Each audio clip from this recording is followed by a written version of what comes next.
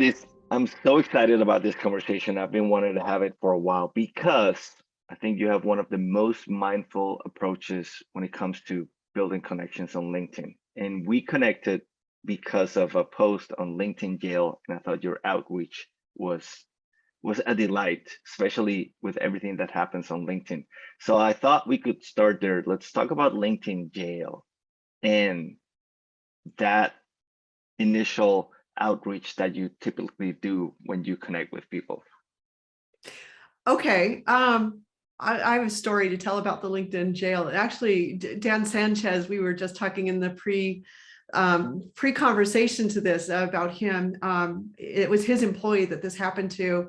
I don't remember the name of the employee. Let's call her Emily. I may or may not be right about her name, but yeah, it's Emily. It's Emily. It is Emily. Okay, I think, great. Yeah. Okay, so Emily, I hope you don't mind sharing your story, but it has really informed me in how to think about LinkedIn Jail. So, and I probably don't have all the details right, but what I believe happened is Emily had a free LinkedIn account and she sent connection requests. And of course, LinkedIn doesn't tell you what the limit is on how many connection requests. And it also encourages you to send connection requests to these people. It gives you that long list of, you might know these people, so send connections. And then it's got the little connect button and you click that and it sends a blank connection request, which incidentally is sort of like walking up to a stranger on the street, handing him your business card and walking away. Not the best way to network, but LinkedIn, kind of like it's programmed into the system, right? So she did that. She was sending connection requests the way that LinkedIn was recommending it, and LinkedIn restricted her account for sending too many connection requests. Theoretically, from all the research that I've done, I think that you can send between 3 and 5 connection requests a day on a free LinkedIn account to avoid LinkedIn Jail.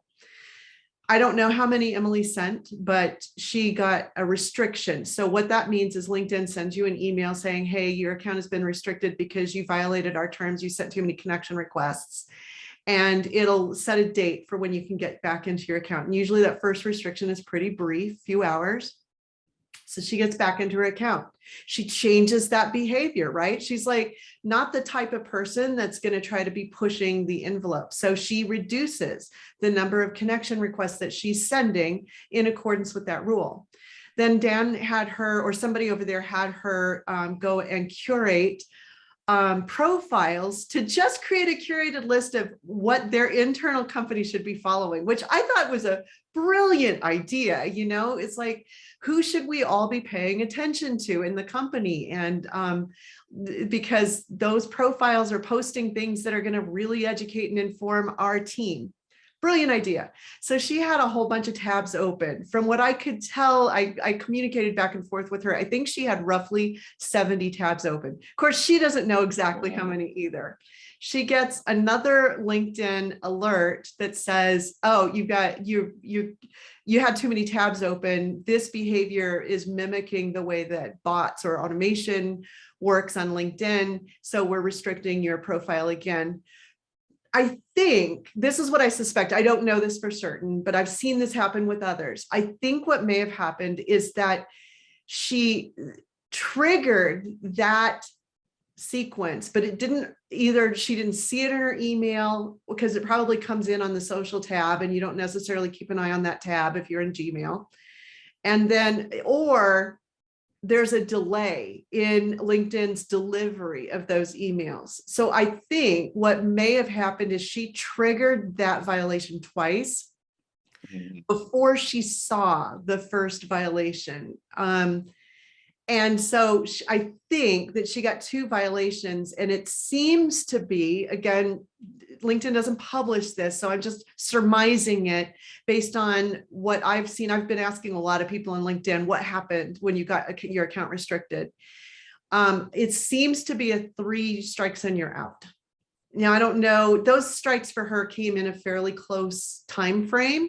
So I don't know if it's 3 strikes over a year would be long enough that you wouldn't get your account restricted permanently. But for her, she was permanently banned from LinkedIn. Now, I think about this, she's lucky because Dan Sanchez is her boss. Dan Sanchez has this massive following. So he put a post out saying, this is what happened. Can you guys all please, lend your voices to push LinkedIn to reinstate her account?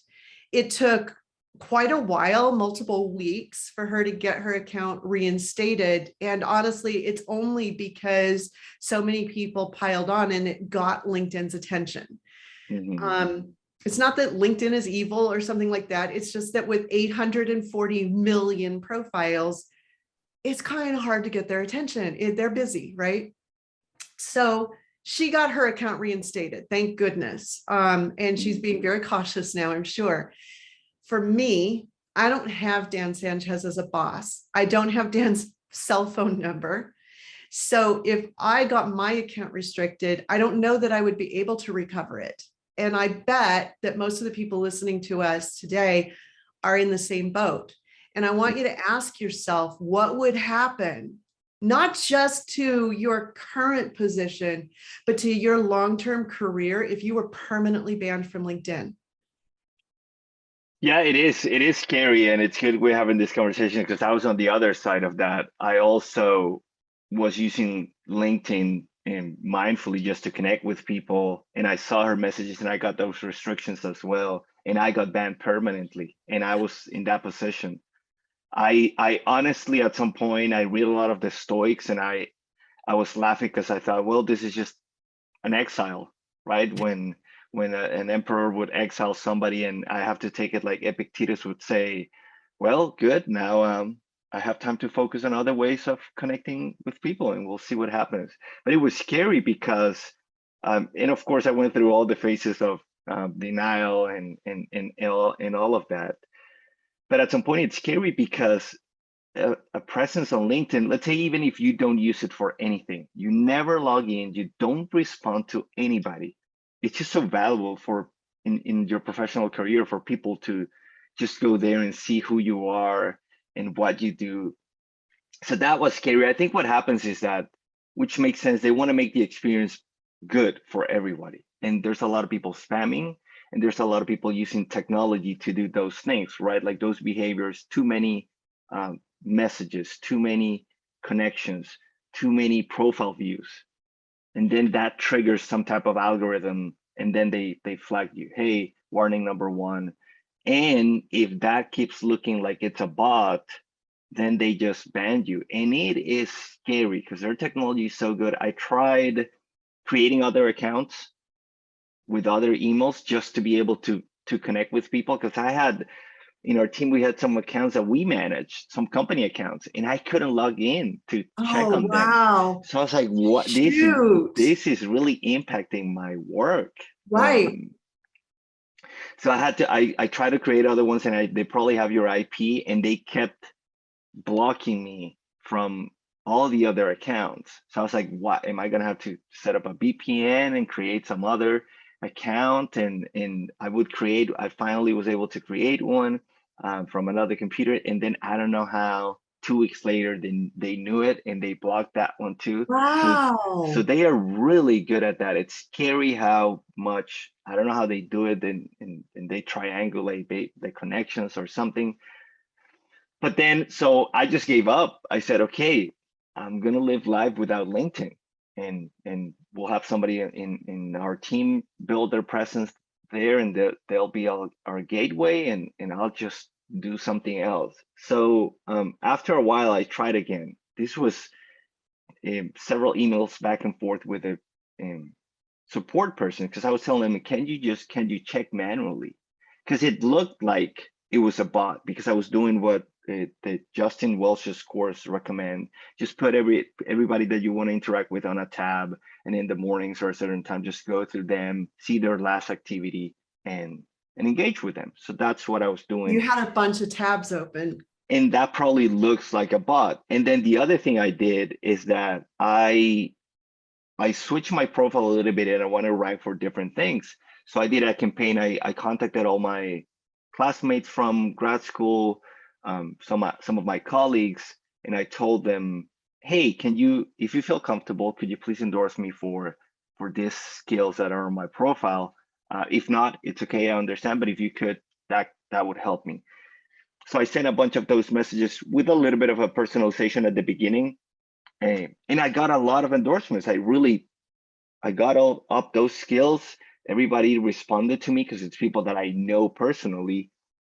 So I told them, hey, can you just check the messages, check because I also had an unreasonably large amount of visits to my profile, which again looked like a bot. Oh, wow. Because of that, right? Because I was asking people, hey, go into my profile and endorse me if you can. Right. If you feel comfortable and you think that I know about personal branding and thought leadership. So of course, all those behaviors, right? Like look exactly like what they're looking for. But I was just telling them, can't you just look manually?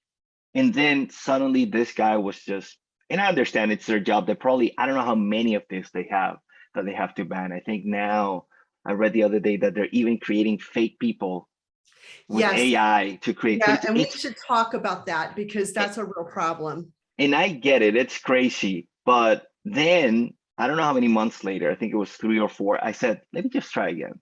Let me try to log in and send that support message again. And I did it. And I was just, at that point, I had released all expectations of getting back.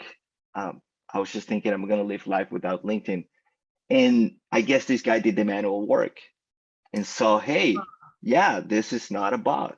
This was just a lot of interaction that looks like a bot. And then I got it back. And now I'm super careful. I don't want to connect with anybody. I'm not looking at I'm just on the home page. And if I see a post there, I engage, I share my connections. But yeah, it is scary. So so we could go so many ways from here, because I also want to talk about how you had that post and we talked about it. And then, which is now I play it as a game, that I see how long is it going to take before a new connection sends me a pitch, and instead of getting upset about it or annoyed, I just like, hey, did I get it right or wrong? But in your case, you do such a great job of doing it in a mindful way. And then later on, you invited me to, I think it was a webinar, and I was like, this is so good. Like I'm not interested in this, but this is so awesome because you connected it to, hey, I know you had a problem with